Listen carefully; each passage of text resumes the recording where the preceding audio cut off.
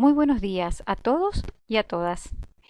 Hoy día vengo a traerles una charla que está relacionada a todos aquellos agentes que producen infecciones a nivel del tracto urinario, a quienes denominamos uropatógenos. Mi nombre es Patricia Caballero. Espero que sea de su agrado. ¿Cuál es la importancia clínica que reviste que abordemos este tipo de infecciones? Es porque es la segunda causa de consulta médica luego de las infecciones respiratorias.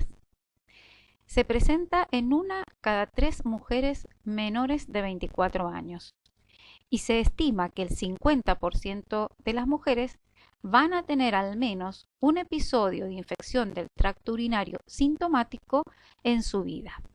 A veces comienzan a ser recurrentes. En el caso de los varones son bastante infrecuentes, pero a partir de los 50 años y debido a alteraciones que pueden ser anatómicas o de la propia fisiología del aparato eh, genital o del aparato urinario, es que se presentan con mayor incidencia. Y hay una preocupación por el aumento de la resistencia antimicrobiana a los fármacos de primera línea para gérmenes usuales o que generalmente causan estas infecciones, como por ejemplo Escherichia coli.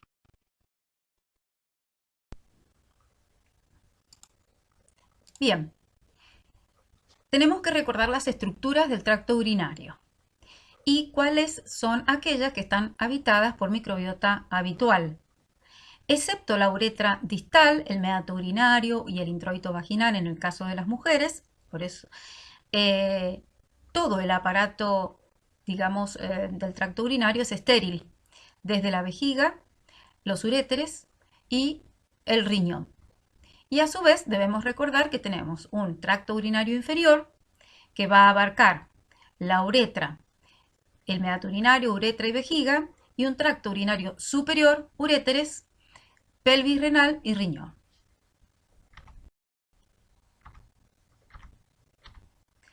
Siempre que se pone en juego una infección, tenemos tres variables que deben permanecer en equilibrio, de modo tal de que no exista la instalación de una infección. Dentro de estas variables que juegan a favor de que no exista una infección, vamos a tener características propias del hospedador sano, características del uroepitelio y características de los agentes patógenos o uropatogénicos que los hacen más virulentos. Vamos a ir viendo cada una de ellas. ¿Cómo llega el microorganismo al aparato urinario? El acceso es principalmente por vía ascendente. En muy poca de las veces es hematógena o también puede ser por contigüidad.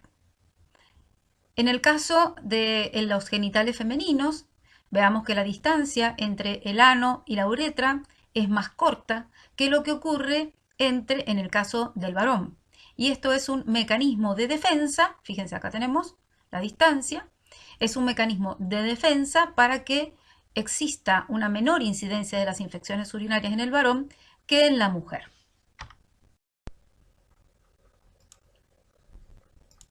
Las infecciones del tracto urinario, según el sitio anatómico, se pueden clasificar en infecciones urinarias bajas porque están afectando la uretra y la vejiga. Es lo que va a generar una uretritis y una cistitis.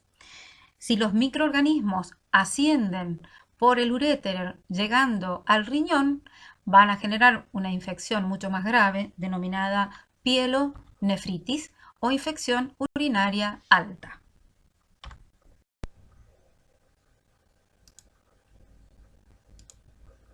Bien, además de la clasificación según el sitio anatómico, podemos tener clasificación relacionada a las condiciones del huésped. En una infección urinaria no complicada, donde el paciente no va a tener alteraciones ni anatómicas ni funcionales de su aparato urinario. vamos a tener una cistitis aguda y la infección urinaria alta o pielonefritis siempre y cuando se trate de la no embarazada. La infección complicada está en pacientes que tienen alteraciones funcionales o anatómicas del aparato urinario. En este caso vamos a tener el embarazo debido a que se produce un aumento del peristaltismo ureteral junto con todas las citoquinas inflamatorias que puede llevar a desencadenar un adelantamiento del parto y niños pretérmino. En la mujer posmenopáusica, en los pacientes hospitalizados, en el caso de cálculos renales, en los hombres, pacientes diabéticos, pacientes con stent en las vías urinarias o en los inmunocomprometidos. Y según el lugar de adquisición, podemos decir que tenemos pacientes que han adquirido la infección urinaria en la comunidad o un paciente ambulatorio y los pacientes que han adquirido la infección urinaria en el hospital o en las instituciones asociadas al cuidado de la salud. En esto radica esencialmente la división por la relación que existe de la resistencia de los microorganismos a los antimicrobianos cuando se trata de un sitio o de otro. Bien, ¿cuáles son las manifestaciones clínicas relacionadas a las infecciones del tracto urinario? Los signos y síntomas de todas las infecciones, ya sea por bacilos gram negativos o cocos gram positivos, para el caso de la cistitis, donde vamos a tener afección de la uretra y la vejiga, la disuria, que es dolor al orinar, dolor y ardor al orinar, poliaquiuria, es decir, una frecuencia miccional muy alta, que ambos generan el componente del síndrome miccional. Tenesmos, micciones dolorosas, micro o macrohematuria. La macrohematuria es la observación de la orina roja y que está relacionada a una alta inflamación de la vejiga. La infección urinaria alta o pielonefritis, además de sumarse los componentes de los signos y síntomas de la cistitis, vamos a tener dolor lumbar, fiebre, náuseas, vómitos, el signo de la puño-percusión positiva en la espalda. ¿Vieron cuando van al médico y les pega a los costados de cada una de las fosas ilíacas? Y esto es debido a la presencia de la liberación de citoquinas, principalmente la interleuquina 6, interleuquina 8, endotoxinas relacionadas a los bacilos gram negativos y la gran respuesta inflamatoria.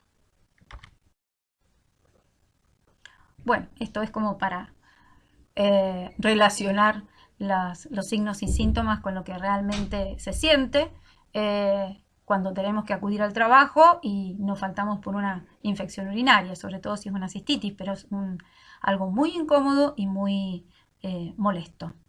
Además de poder transformarse en una infección urinaria alta, que es una patología más grave.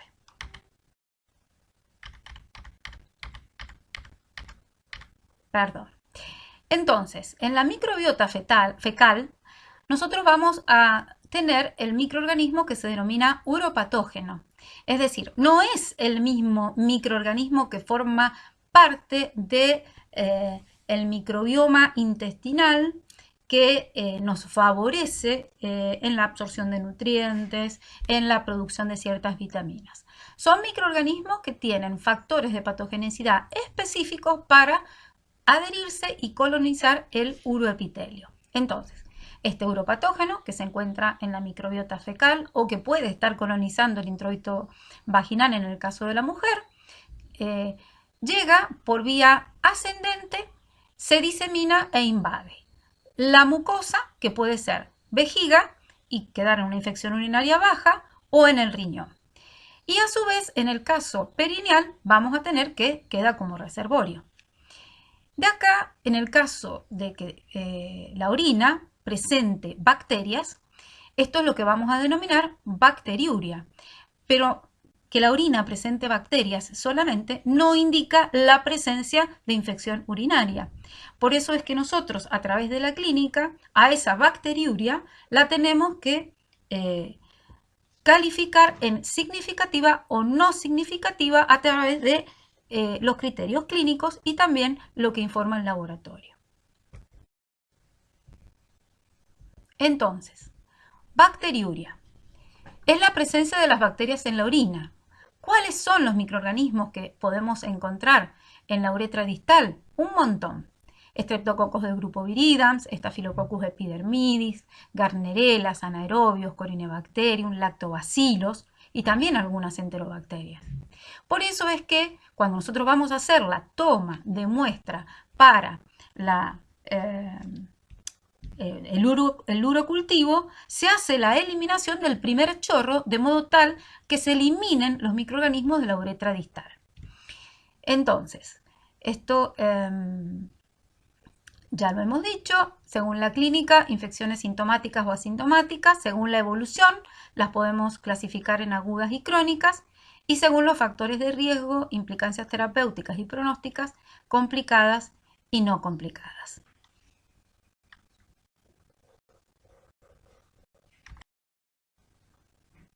Entonces, ¿cuál es la patogenia de la infección urinaria?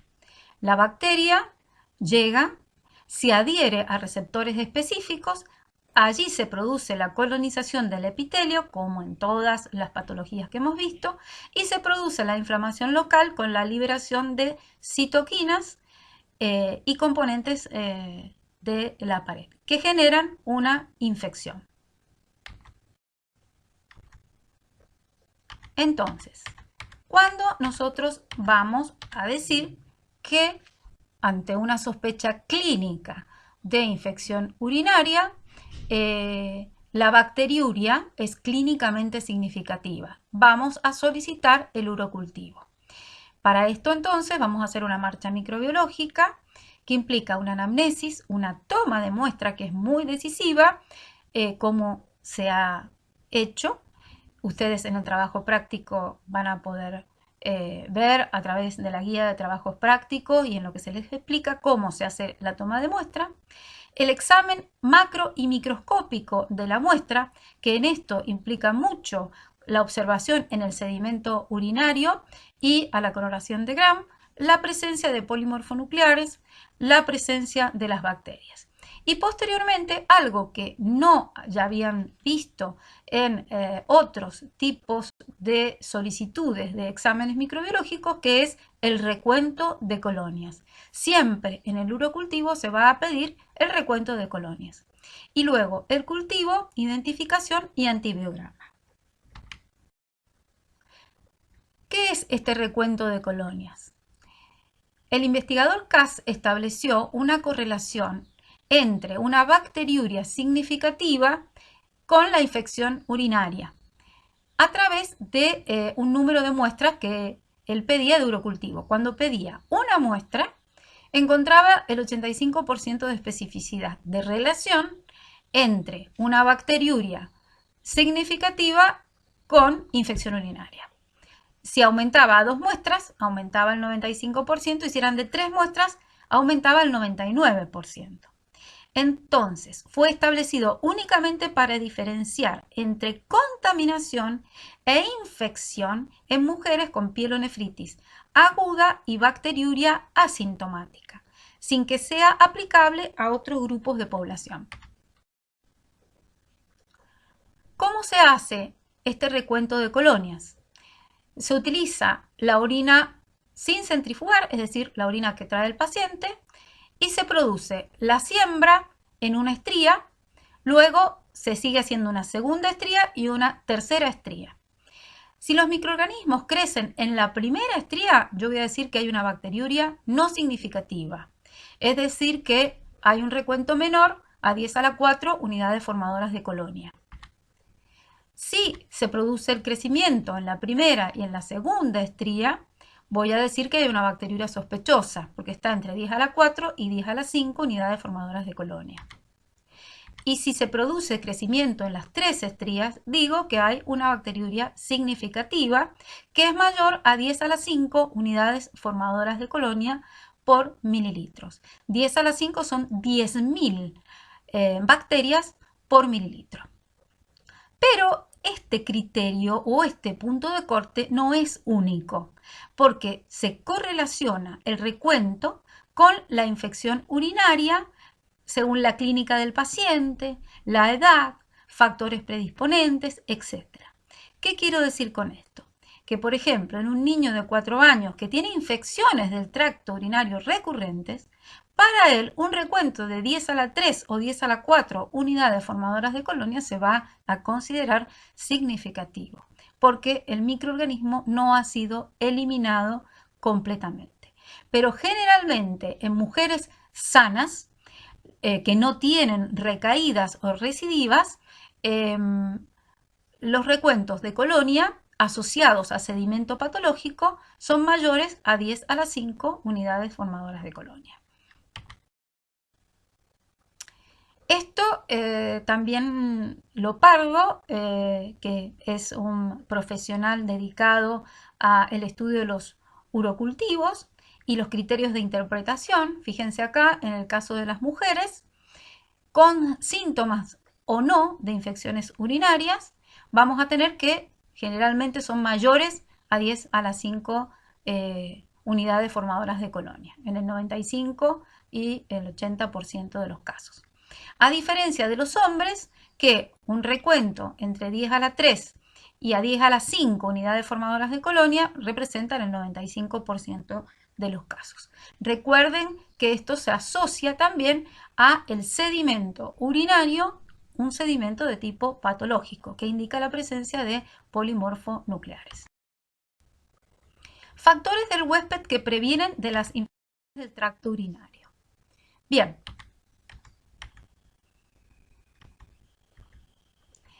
A nivel del introito vaginal, nosotros vamos a encontrar una competición bacteriana por los lactobacilos, glicoproteínas que evitan el acceso a receptores para adhesinas. La orina evita también la contaminación por su osmolaridad, la urea elevada, el bajo pH y los ácidos orgánicos eliminados a través de los que se produce en el riñón. La vejiga, por el efecto de dilución de la carga bacteriana al irse llenando y por el flujo urinario y miccional de descarga, también juega un papel antibacteriano importante junto a los mucus de la mucosa de la vejiga. Los uréteres, a través de su peristaltismo y a través de la válvula vésico-ureteral, tienen protegido de su ascenso hacia el riñón. Y a nivel del riñón vamos a observar que la médula es más sensible a la infección por tener una alta osmolaridad, alta concentración de amonio, es decir, un pH aumentado, un flujo sanguíneo lento y una hipoxia relativa. Otros factores protectores, en el caso del sexo masculino, hemos hablado la mayor longitud de la uretra, la distancia del meato urinario al ano, el área periuretral y las secreciones prostáticas. En el caso femenino, las fucosiltransferasas producidas por los lactobacilos y los lactobacilos. Y el vaciado eficiente de la vejiga en ambos sexos.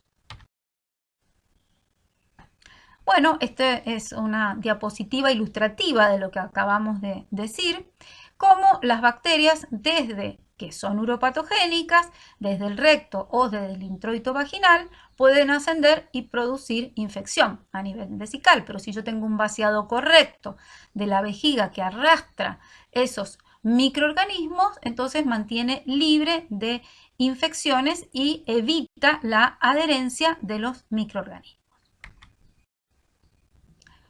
Otros factores del hospedador antiadherentes son el efecto mecánico de la micción, el flujo urinario, oligosacáridos urinarios. Estos oligosacáridos son azúcares producidos a través de las células del asa de Henle, que tienen manosa en su composición. Y ya vamos a ver el impacto de la manosa como factor antiadherente. Los mucopolisacáridos de la mucosa, de la vejiga, las inmunoglobulinas, sobre todo la inmunoglobulina A, y la proteína de Tamm-Horfalz, denominada también uromucoide, que es producida por las asas de Henle, que tienen manosa que impide la adherencia de los microorganismos.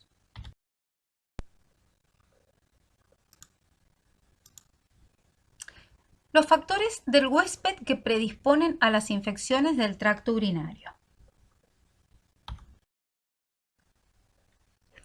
Dentro de los factores predisponentes, vamos a desarrollar un poquitito más el porqué de lo que dijimos anteriormente. Factores fisiológicos: el embarazo, hay aumento de pH vaginal, hay disminución de la microbiota lactobacilar y aumento de la microbiota coliforme en el caso de la mujer posmenopáusica. En el caso de los varones, hipertrofia prostática, disminución de las secreciones prostáticas, ya que éstas generan de por sí una inhibición en la adherencia y la colonización. Es un factor protector. La falta de circuncisión.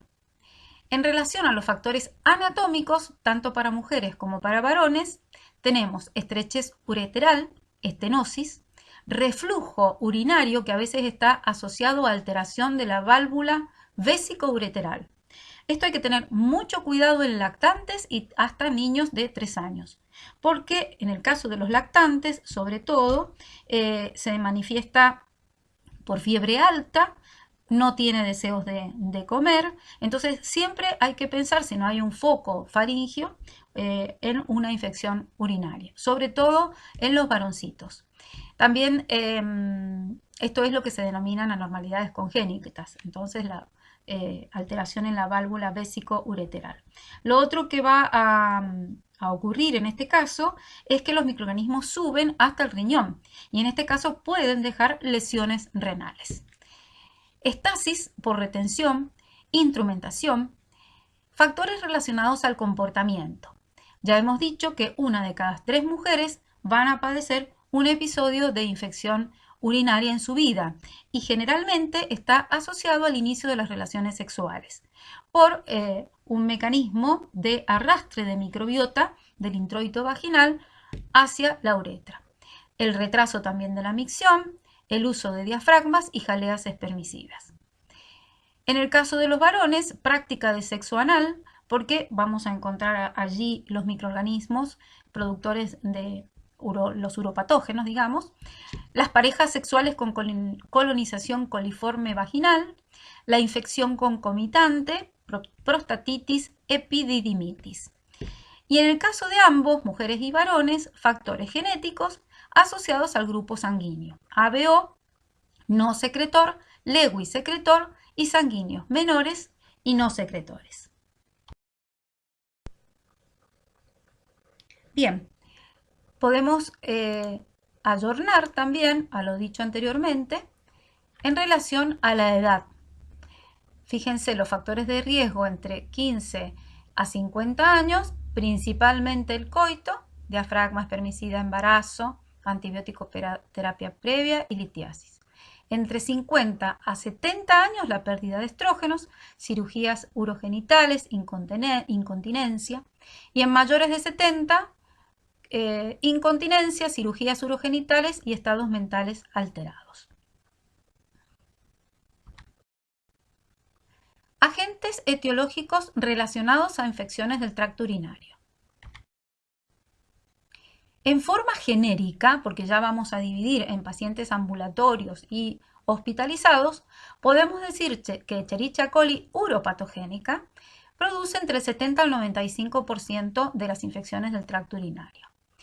En segundo lugar estaría Staphylococcus saprophyticus, que es un coco gram positivo, principalmente en las mujeres, Klebsiella, Proteus, Enterococos, Pseudomonas aeruginosa, Acinetobacter baumannii y otros. Ya vamos a ver en qué caso cada uno.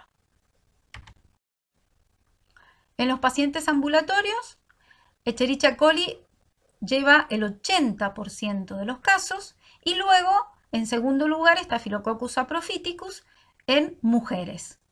Klebsiella pneumoniae, Enterococcus fecalis, Streptococcus, Streptococcus agalacti y Enterobacter.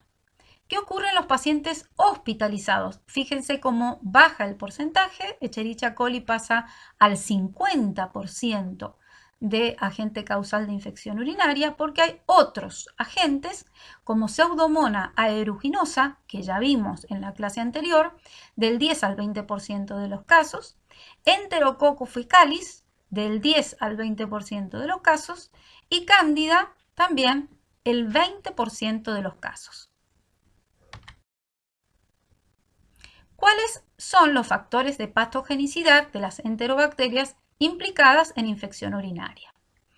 Bien, esta es una diapositiva característica de las enterobacterias, pero donde hemos agregado, fíjense, adhesinas y fimbrias. Es decir, tenemos componentes estructurales y componentes no estructurales. Dentro de los componentes estructurales vamos a tener la cápsula, que no es una cápsula igual a la de los gram positivos, es una cápsula generalmente relacionada a mucoexopolisacárido. Los lipopolisacáridos de la pared o el LPS, y vamos a tener fimbrias tipo 1, P, fimbrias S, también moléculas adhesinas en la membrana que van a ayudar a la adherencia. Dentro de las sustancias liberadas por las bacterias que ayudan a que éstas produzcan la colonización, vamos a tener toxinas como las hemolicinas, sideróforos o aerobactina, que es una proteína fijadora de hierro, siendo el hierro una sustancia necesaria para la vida de la bacteria. Y por el otro lado vamos a tener enzimas, como es la ureasa, que desdobla la urea en amoníaco, aumenta el pH y facilita el crecimiento de los microorganismos.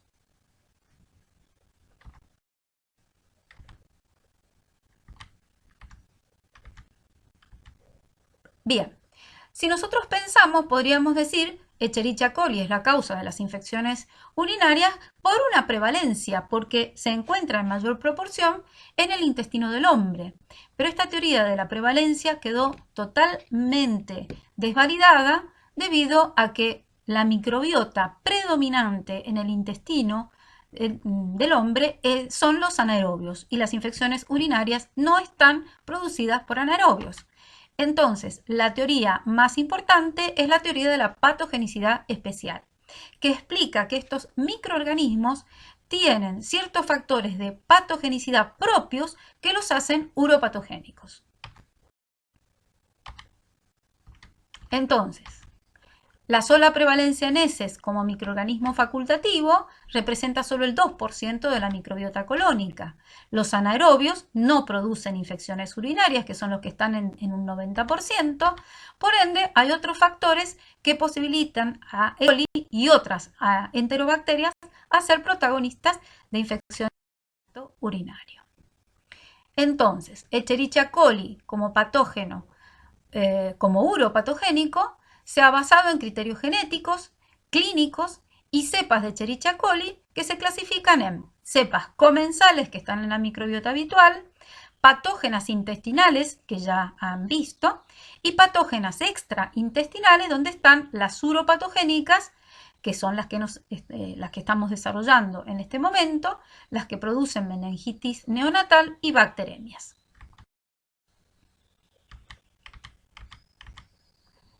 Teoría de la patogenicidad especial, las cepas uro y nefropatogénicas. ¿Qué presentan como características? Bueno, el lipopolisacárido. Tenemos principalmente el serogrupo O, 6, 4, 1, 2, 18, 83. Esto no lo vamos a preguntar en los exámenes, pero que sí sepan, existen serogrupos O prevalentes que provienen del lipopolisacárido que van a ser cepas de tipo uro y nefropatogénicas. Y también del antígeno flagelar. La presencia o alta concentración de antígeno K, que es un mucopolisacárido acídico que forma parte del glicocáliz, que produce mayor adherencia y resistencia a la fagocitosis, con alteración de la vía alterna del complemento, siendo estos antígenos el K1, K2 y K13. Adhesinas. Y dentro de estas adhesinas vamos a ver el glicocáliz, que produce una adherencia inespecífica, y adherencias específicas, producidas por estructuras, como dije anteriormente, pili o fimbrias, o por moléculas. Bien, acá tenemos representado a modo esquemático la bacteria con el cuerpo de la fimbria y su adhesina en el exterior. Por otro lado, vamos a tener la célula que tiene receptores para esa adhesina. Bien, las fimbrias son adhesinas denominadas fimbrias tipo 1 y tipo P. Las fimbrias tipo 1 se denominan manosa sensible. Es la estructura más distribuida en la mayoría de las Escherichia coli uropatogénicas.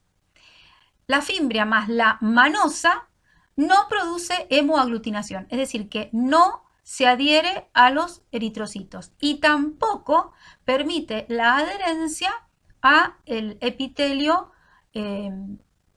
ya sea de la vejiga o del riñón. Por ende, cuando nosotros tenemos una fimbria tipo 1, la manosa que se encuentra presente en los oligosacáridos urinarios, en la proteína de Tan-Hofmann, se une a esa fimbria y la bacteria pasa de largo, es decir, que no se adhiere. Se unen a la glicoproteína de Tan-Hofmann y el uromucoide con residuo de manosa, producido por las células apicales del asa de Hemle y del túbulo contorneado distal. Esto permite entonces la remoción del microorganismo o que produzcan a veces cistitis o infecciones urinarias bajas. De las fimbrias tipo P manosa resistentes, donde la hemoaglutinación no es inhibida por la presencia de D-manosa. Entonces, vamos a observar que la célula, es decir, la célula bacteriana se adhiere a las células ya sea de la vejiga, y estas en realidad están más relacionadas a la adherencia en células renales, por lo tanto son más patogénicas y producen pielonefritis. También existen fimbrias tipo S que se unen al ácido siálico. Esto induce una respuesta inflamatoria, aumentando más la signo-sintomatología de la infección urinaria. Las fimbrias P, entonces, producen una hemoaglutinación manosa resistente, tienen un receptor glicolípido especial, sobre todo a nivel renal, y es el primer paso para la colonización de la mucosa. Está codificada por cromosomas y produce el 70% de las pielonefritis y el 36% de la cistitis. Por ende, también puede llegar a producir urosepsis, es decir, el pasaje de estos microorganismos al torrente sanguíneo. Los factores de patogenicidad que están relacionados a las moléculas son adhesinas tipo X, adhesina del antígeno DR de los eritrocitos, toxinas autotransportadoras secretantes que actúan sobre la actina, cambiando el citoesqueleto, toxina autotransportadora vacuolizante que actúa a nivel celular a nivel renal, produciendo una vacuolización histológica.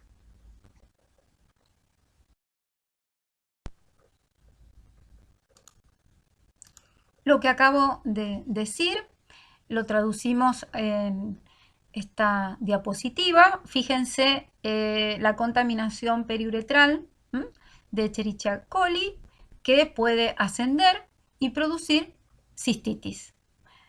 Vamos a ver acá la adherencia al uroepitelio, principalmente por las fimbrias tipo 1. También puede ocurrir, obviamente, si tenemos Escherichia coli tipo P. Pero las tipo 1 son las que generan principalmente cistitis. Estas bacterias van a generar una inflamación importante. Fíjense acá, histológicamente se ve la exfoliación y apoptosis de las células de la vejiga. Acá también vamos a observar la reacción inflamatoria con la llegada de polimorfonucleares. Si la bacteria no logra ser eliminada por el barrido miccional, esta asciende a través de los uréteres, llegando al riñón. Se producen toda la liberación de citoquinas Y fíjense cómo, además de observar histológicamente la vacuolización y el daño de las células a nivel glomerular, vamos a tener las hemolicinas que también dañan el epitelio y estas bacterias pueden atravesar la barrera celular y llegar hasta el torrente sanguíneo, generando una sepsis.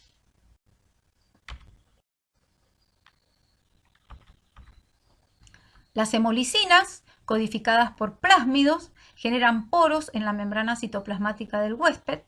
Los hidróforos o aerobactina, que como lo dije anteriormente, incorpora hierro de la hemoglobina, generando anemia en el embarazo e infecciones urinarias en niños.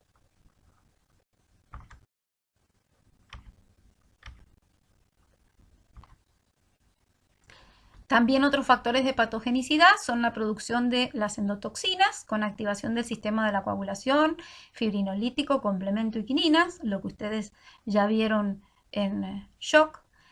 También es muy importante la cantidad de bacterias para producir la infección urinaria, ya sea baja o alta, a lo que denominamos inóculo, y la resistencia que presenten estas al poder bactericida del suero. Esto está codificado genéticamente en bloque formando las denominadas islas de patogenicidad.